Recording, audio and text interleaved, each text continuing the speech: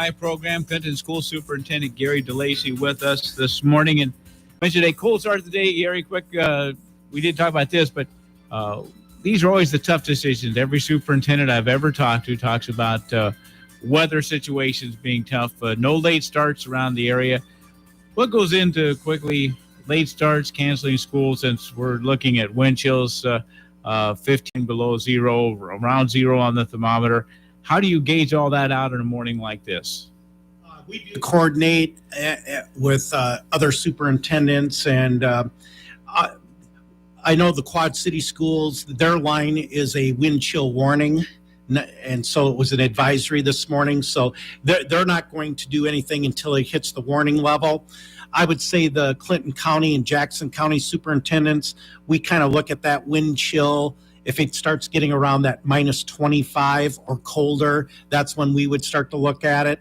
We also look at that hour by hour, like, will the 2-hour delay make a difference in terms of the temperatures warming? Because at that point, does it make sense just to cancel the day versus having a 2-hour delay? So cold is a little more predictable than snow. I think we had a pretty good handle, the superintendents, yesterday afternoon, just looking at the hour by hour. I do know that the wind chill advisory was calling somewhere between negative 20 and negative 25. But if you actually looked at the hourly one for Clinton, they were calling for like minus 16, minus 17. I know it's still cold, but you do need to have a line somewhere. I'll be honest, this morning, very little wind. It was, to me, a typical January morning in Iowa. So, the other flip side is we have a lot of families, the parents are leaving for work, and you've got the safety component of how many kids are going to be left at home unsupervised because of that delayed start. And in this situation, I just feel it's best overall that we get in a normal day of school. Well, let's jump in. We talked legislative session underway. We got, I guess, week 2 now. What are the priorities for the Clinton School District coming up in this session? What are you hoping for? Well, we got several priorities. The first one is supplemental state aid. So there's really 2 things that control your budget. That's student enrollment, and that came in October 1st, and we were down about 40 students, which is about 1%. And then the legislature sets that per pupil increase, which is called SSA. The governor came out at 2.5%. Now it'll be interesting to see where the House and Senate goes from there. We really have been advocating for 3.75% for a number of reasons. First of all, if you look at Midwest Consumer Price Index, right now it's running around 7%. So if we're talking about cost of living increases or attracting and retaining staff, particularly against the private sector, we feel like we need to get 3.75 to feel like we're competing and able to retain and attract staff. So 2.5 is going to really put us behind the 8 ball in terms of being able to do that. The other thing is the collective bargaining law that was passed a few years ago set arbitration. If a union group goes to arbitration, the arbitrator looks at either the consumer price index or 3%, whichever is lowest. Well, given that the consumer price index is running between 6 and 7% right now, that means settlements are going to have to be by the collective bargaining law that the legislators passed at 3%. When you're getting 2.5, you can just see that the math does not work. So we're going to really work hard with legislators. The thing is, this is not about the money. They have got $1 billion, that's with a B, $1 billion in reserves, and they're looking at another $1 billion for the upcoming year in excess. They could, they're talking tax cut, which is fine. I think there's plenty of money to do both. But right now it looks like the priority is we're going to do the tax cut and we're going to suppress the amount that's going into public education. How critical will that be Of course, we might not see that impact until the next school year. This school year is already, half over as it is. This impacts next school year. How's that situation going to look, getting that budget ready? Well, it's going to be really difficult because, right now there's a worker shortage. So when you go into negotiations, you feel like you need to put a pretty good package out there to retain or attract employees. I drive around town too. I see the billboards up that are advertising, $16, $19 an hour. And a lot of this is directed at our classified staff, our paraeducators, our custodians, our bus drivers, food service. These people could very easily transition into the private sector. And looking at being able to offer things for them to work for us is going to be very challenging if we continue to get a suppressed amount of SSA. And I actually did meet with the union leaders this morning to say that we really need it. We're all on the same page. I'm not trying to fight them. We really need to be able to at least get that cost of living. I'm not pretending we can hit the inflation amount of 6 to 7%, but by gosh, we should be able to hit 3.5%, half of where inflation's at. And obviously 2.5 is not going to do it for us. So it'll be interesting on where the House and Senate goes.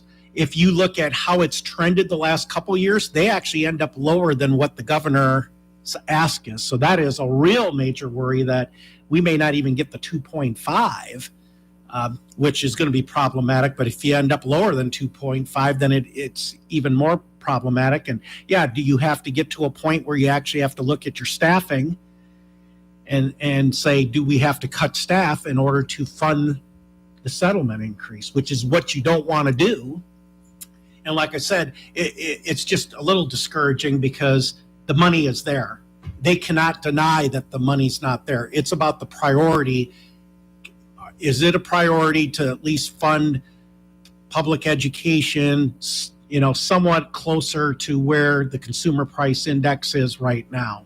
I think that's the argument we have to have. And we're not fully staffed right now, Dave. We're halfway through the year, and I still have that science position that's been open for 2 years. I've got probably 20 paraeducator positions that are vacant that we can't get people to apply for them. So, the challenges are there. We're doing the best job we can with our kids, but it's going to continue to be a major challenge if we continue to, what I say, suppress school funding. I have another issue beyond funding. Any concerns on some of the other talk of legislative action concerning what you can teach in the classroom and books in the library and those kinds of issues? What kind of concern is there about those particular issues? Well, first of all, in my mind, there is no concern. There is a process already in place in board policy that if someone would object to any material in any of our schools, they can go through that process, and we would go through that. I'll guarantee to the Clinton community, there is no obscene material in any of our schools. I mean, we will take care of that. Now, if you're going to start defining it as, well, human sexuality and human anatomy stuff, well, some of that's educational. That's not obscene. That's educational. And if we're going to start defining it that way, there's going to be a bigger discussion in terms of how do we educate students on human anatomy. There probably will be some pictures and things about human anatomy. That isn't meant to be obscene. It's meant to be educational. So, but in terms of what I would consider and what I think most people would consider obscene, to me, it's more about scoring political points than what the actual reality is in public schools across the state of Iowa. You're not going to give access to kids to any of that. And to me, it's more about, well, this might be a political point that we can score some things with our base, But to me, it's not the reality of Iowa public schools that this is a problem. Is there any concern about what parents know what's in the library? Can parents easily find out what their kids are learning, what access they have? They can always reach out to us, but to me, also just monitor the materials that their kids are bringing home and doing. And bottom line is that you could go into our 600 series, and we actually have policy in place that says, hey, if you feel that this book is not school appropriate, you think it meets that definition, you could bring that. And there is a process that the district goes through that reviews to say, is that book or magazine or whatever product that is that appropriate to be in there? I'll be honest, we're Iowa, we're fairly conservative. I mean, overall, you just don't, I mean, you just aren't going to see those kinds of products that I would define as obscene being anywhere close to a public school. You see many requests for that? We actually have not. We've had a couple requests. We all teach the Iowa core, I mean, across the state. So, you know, we give out those materials in the Iowa core. If somebody wants to actually review a resource that we have, we obviously gave that option for them to come in and take a look at that resource. So those processes are in place. It is, you know, knock on wood, it's not been a major issue for our district. I know that they're trying to really drum that up, and those were the headlines last week that teachers have a sinister agenda. I don't see it at all. I just feel like you've got some politicians that are trying to score some political points with their base. I don't see it, and I'm not just talking about the Clinton school system. I mean, I've been in 2 other school systems. I know where educational priorities are, and we're certainly not going to be putting things out there that would be obscene to students. It's not what's right for kids, and that's not where the heart of educators are at. Beyond those issues, any other topics legislatively that you're, I guess, especially paying attention to, or is it money the big thing? Well, the per pupil inequity piece, which was not addressed in the governor's budget. I know DeWitt, the Comanche, and Clinton, we are all getting less per student based on when the state formula was developed in the 1970s. So, for example, for the Clinton School District, we get $129 less per student based on a decision that was made in the 1970s. That ends up being just about $500,000 for us. So a student in Pleasant Valley is getting $129 more per student than a student in Clinton. And that per pupil inequity does make a difference for our district, as it does for Comanche and for DeWitt. I would hope that would be one. I'm also hoping that the state puts more resources for high intensity need students that probably need a residential setting. We're getting a lot of advice from the state when we're getting students that are on our doorstep and what to do with them. They're telling us, well, you need to look at Missouri, you need to look at Illinois. The state of Iowa is not providing resources for these very intense kids that might have mental health, substance abuse, criminal history. You know, they're very high need, intense students. And but they take a lot of resources. There may only be a few of them, but they take a lot of resources. And I think the state really needs to step up and say, you know what, we need to serve our Iowa kids and not be advising school districts to place them out of state. Move on, I guess, to renovation, rebuilding. Clinton High School, work's underway. May not be much work in this kind of weather, but what's the update on the high school project? Well, probably the biggest thing we've gotten done in the last month is we did get 3 bids for the furniture for phase 1, and we took that to the board in this January business meeting and approved that. So that was about $1.1 million of furniture for that new 3-story academic building that will be delivered in December. And so, and they'll assemble it, thank God. That was part of that is not only will they deliver it, they'll get it to the rooms and assemble the furniture. So, you know, all the teacher furniture, student furniture, and everything. So not only new building, but new furniture to go with that. So they are still getting some welding and some things. And then they're actually working underneath the current building. There's a lot of infrastructure stuff in that underground and obviously with the weather right now, it's a little bit nicer in that underground than it is outside. So there's some work that's happening out of sight right now with that project. And then I'm aware that the roof joists are supposed to be delivered around February 1st. And then I think, if the weather breaks a little bit by then, I think you're going to really see that building get closed in. Probably February, March. And once it gets closed in, then obviously it'll be a sprint till December to get it finished inside. And then the goal is when we come off of the Christmas break next year, that we would be moving into that new 3-story building. So the kids will get a pretty good taste of where this new high school is going to be. And that's almost a little less than a year from now. So the contractor's telling you they're still on target for that? Still on target. They were projecting, and we did have a very good December weather-wise. So they got some work done in December that they were not projecting they would get done. They actually poured some concrete on the second floor in December. I don't know if you remember, we had a few days in the 50s and that, and they said, hey, we can pour concrete and get that done. That obviously was not on the docket when you're looking at December weather. So had a very good December. Obviously, January so far has been a typical January in Iowa. It has slowed us down a little bit. All this work, is this still exciting for you? Yeah, I think when that building gets closed in and you start seeing it come together, and I start walking the inside of that building when they start finishing the inside, I think it'll really start to sink in. I think the other part is this upcoming summer, we're going to do the renovation on your gym.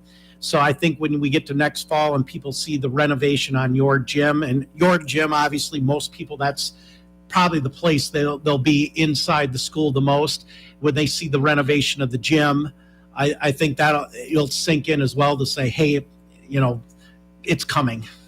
What's going to be done in your gym? You mentioned people might see. What will be done there? What will we see? Well, probably the biggest piece is your gym is not climate controlled right now. And obviously the biggest event we put on every year is graduation. And my very first year back as a superintendent, we had a 96, 97 degree day on graduation, and we had a couple ambulance calls with heat exhaustion. So your gym will be climate controlled. And so being able to get that air conditioned for some of those events, and same thing for volleyball season. If you're there watching volleyball in August and early September, there's some nights or Saturdays that you're just sweating in there. So that'll be a big thing. I think that'll be a huge thing for air quality too. Is that to get that building climate controlled. So that's a big piece of it. We're also going to get new windows up on top. Those are all original. It's going to be completely painted.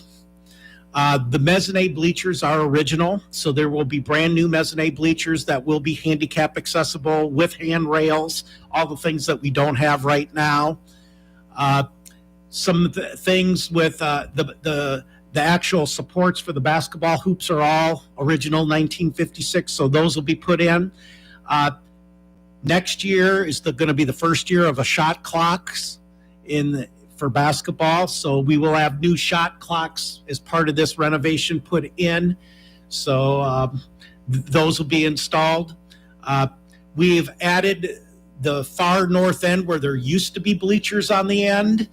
We are going to now put those end bleachers back in, and those will be new as well. So then I think that we're going to probably do a few other side things in terms of the restrooms. We want to give them a facelift and some things like that. So those are the things that people can expect.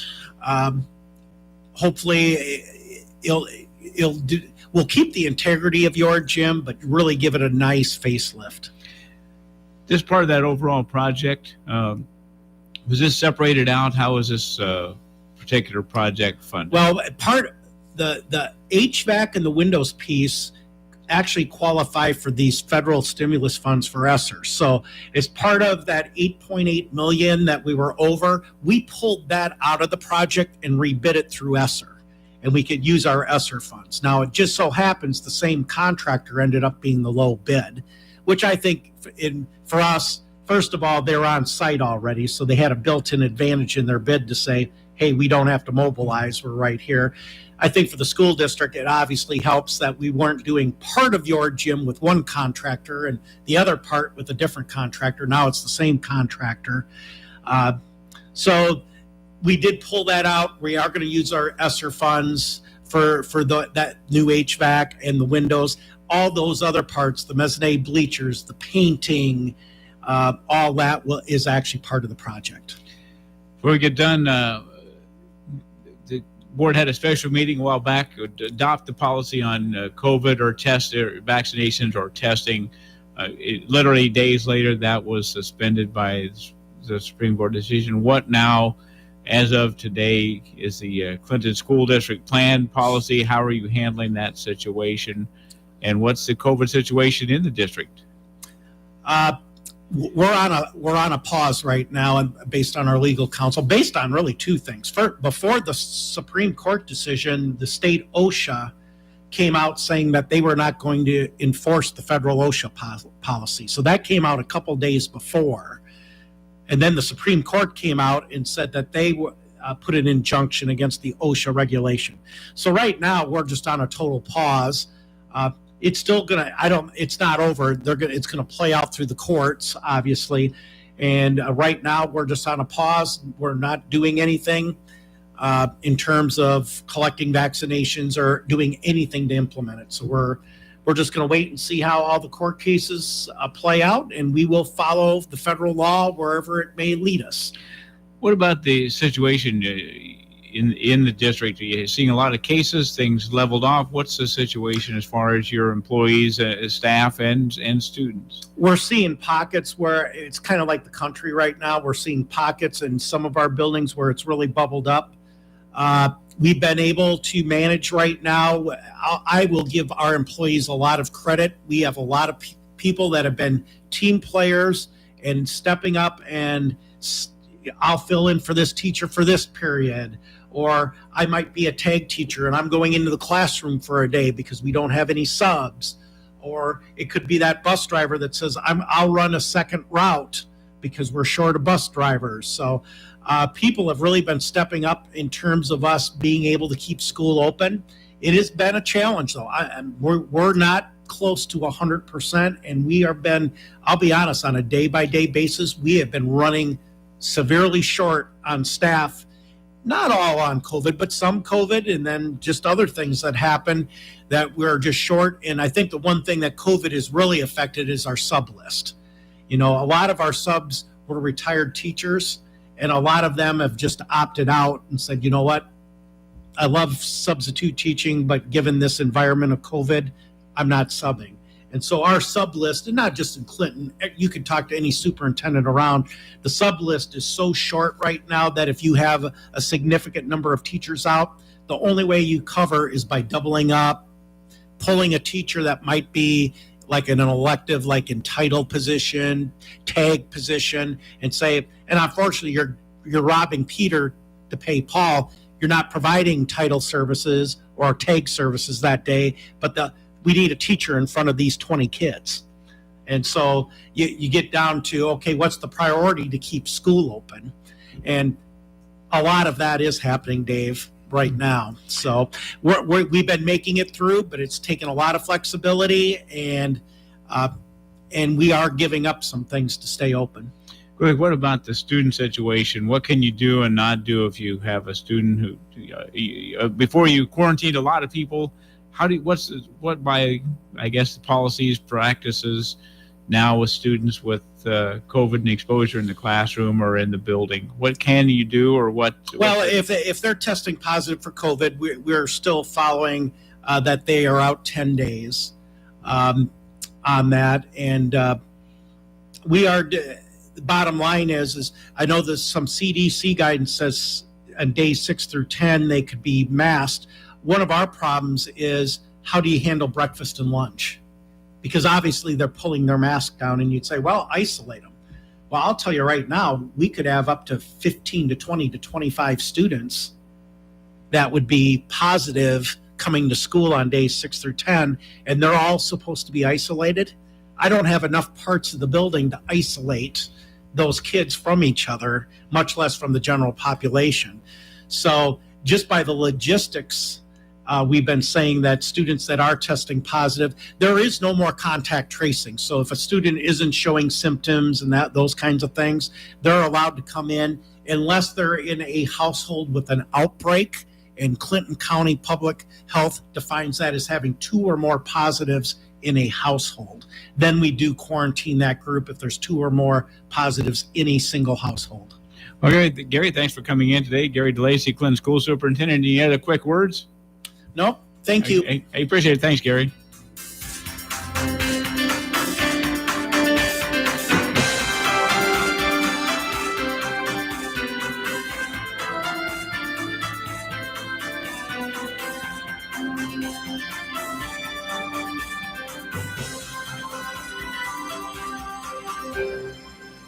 You're listening.